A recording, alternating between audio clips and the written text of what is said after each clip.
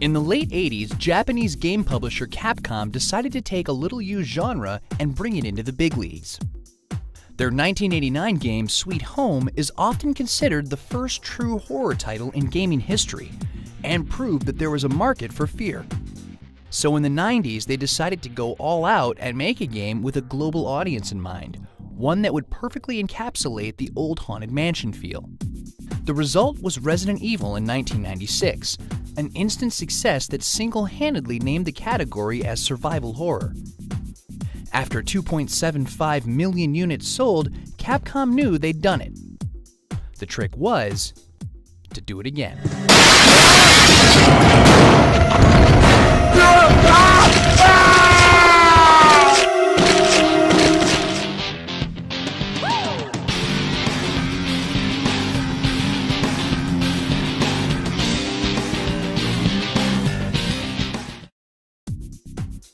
Shinji Mikami, the director of Resident Evil, switched gears and became producer on the sequel.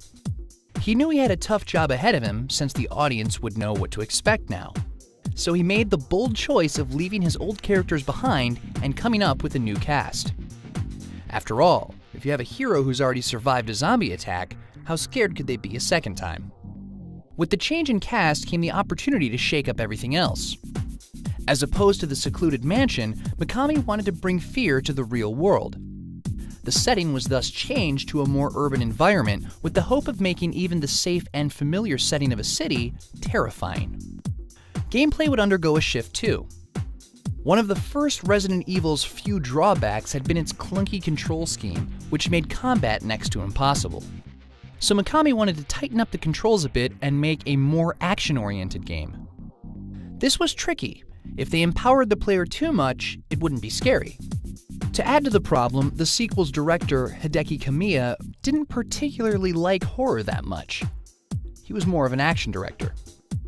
Convincing him to make his characters underpowered and helpless was going to be tricky. The crew was juggling a lot of competing ideas and philosophies, and in the end, it proved to be too much. Mikami took a hard look at the game in February 1997, just 2 months before it was supposed to release. There were a lot of good ideas, but they just didn't cohere into a game that Mikami was proud of. So he went to his higher-ups at Capcom and asked the impossible. He wanted to start over. The game was practically finished.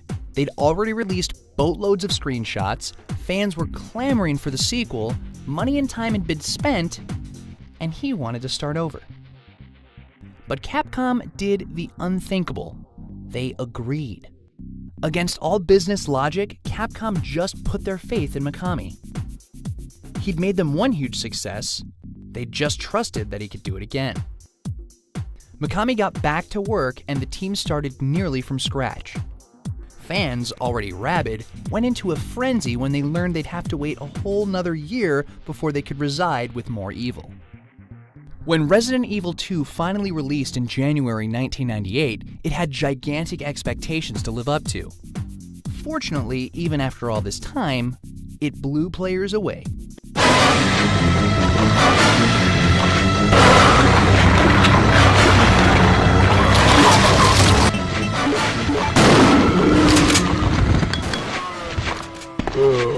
The new small-town America setting was a perfect fit with the game's creepy tone.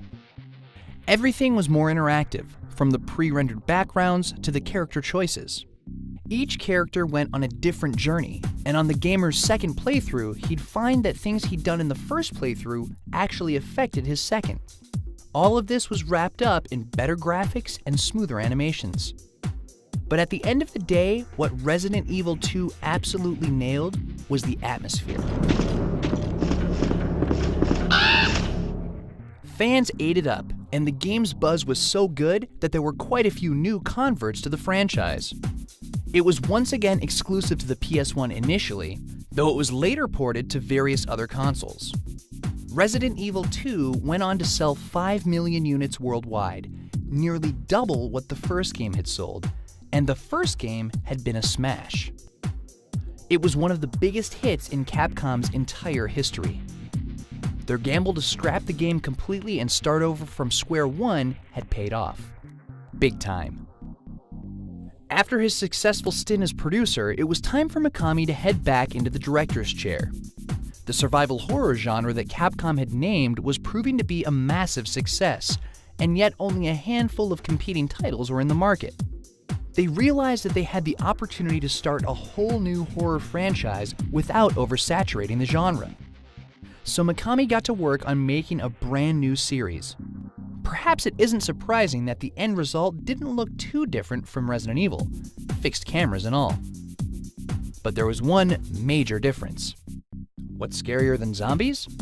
Dinosaurs, that's what. Dino Crisis released for the PS1 in July 1999 and went on to sell 2.4 million copies. Another smash hit and further proof that Shinji Mikami was made out of solid gold. Capcom's horror division seemed to be on top of the world. So confident were they in their series that after Resident Evil 2, they began work on not one, but 3 new games in the franchise. But complications from both the business and the creative side would end up causing havoc on all 3 of them. Tune in next time to see how Resident Evil evolved into the 6th console generation.